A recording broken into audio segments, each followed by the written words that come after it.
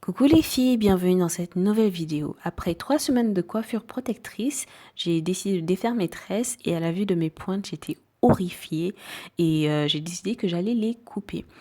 Alors pour les couper, je vais utiliser une paire de ciseaux dédiés à la coupe des cheveux. C'est une paire de ciseaux que j'ai acheté à 10 euros chez Monoprix.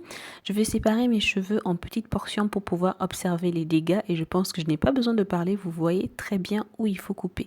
Là où c'est parsemé, là où on voit à travers la pièce, il faut couper, c'est abîmé. Ce sont des pointes colorées que je coupe progressivement depuis 1 an et demi et ça c'est ce qui reste. Et aujourd'hui j'ai décidé de tout couper. Donc je prends mes ciseaux et je regarde bien là où je vois que c'est parsemé et marron. Est-ce que vous voyez bien la différence entre la partie colorée et mes cheveux? Et je coupe.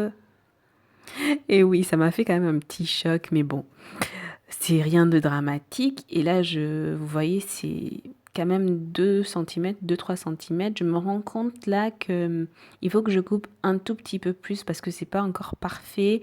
J'ai encore des pointes marron et je ne les veux plus, ces pointes marron. Je veux des cheveux sains. Donc, j'ai coupé, vous voyez qu'il y en a encore, mais à la fin, je couperai encore tout. Donc voilà, c'est un travail progressif et j'étais trop choquée parce que ma vanille, elle voulait plus se faire parce que mes pointes sont égales, elles sont nettes. Du coup, elle reste plus, elle se défait. La catastrophe, j'ai vraiment galéré à faire mes vanilles aujourd'hui. Mais bon, donc j'avance, je continue à le faire dans toute ma chevelure. Je tenais vraiment à vous montrer comment je fais section par section pour que vous arriviez à voir comment est-ce qu'on détecte les parties où il faut couper. Vous voyez déjà que les deux parties des cheveux n'ont pas la même couleur parce que l'autre était coloré et mes cheveux naturels ils sont plutôt noirs. Vous voyez que mes pointes sont très fines, très parsemées. Vous voyez très bien l'autre côté de la pièce à travers mes pointes. Donc c'est ce que je fais, je prends une section, je serre entre mes deux doigts et je clip. Et je vais faire ça dans toute ma tête jusqu'à ce que je sois satisfaite.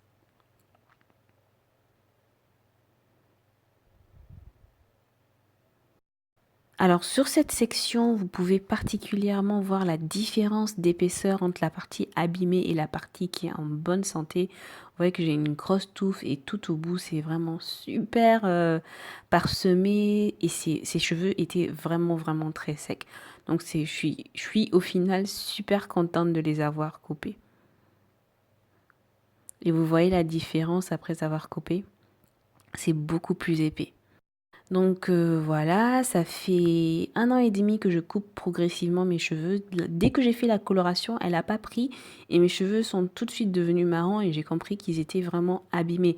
Donc ça fait 1 an et demi que je coupe mes pointes progressivement. Cette partie, c'était la dernière partie. Elle était morte.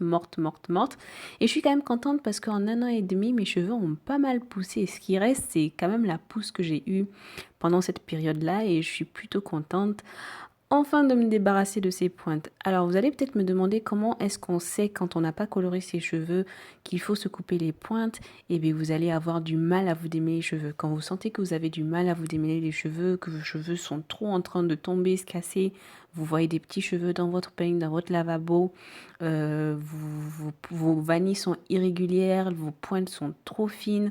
Et des fois, même quand on ne colore pas les cheveux, quand les pointes sont trop vieilles, elles se décolorent, elles deviennent un peu marron. Donc c'est à ce moment-là qu'il faut couper. Pour la fréquence de coupe de pointe, moi je fais en général tous les 3 à 4 mois ou tout simplement au besoin. Je vais couper un demi-centimètre à 1 centimètre. Donc voilà, c'est à peu près ce que je fais en temps normal en dehors de ma situation de pointe abîmée due à la coloration. Donc là, à partir de cette période, ben, je vais laisser mes cheveux pousser tranquillement. Donc revenons à la situation actuelle. J'ai pratiquement fini cette première section. Et vous voyez la différence entre ce que j'ai coupé et ce que je n'ai pas coupé, c'est quand même, il y a quand même au moins 4 cm de différence sur la pousse.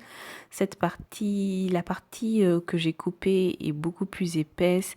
Il reste encore des pointes marron, mais j'ai coupé un peu plus au final. Vous le voyez là, c'est beaucoup plus court, mais du coup, c'est beaucoup plus volumineux. J'étais vraiment soulagée. Les pointes marron, il y en a pratiquement plus.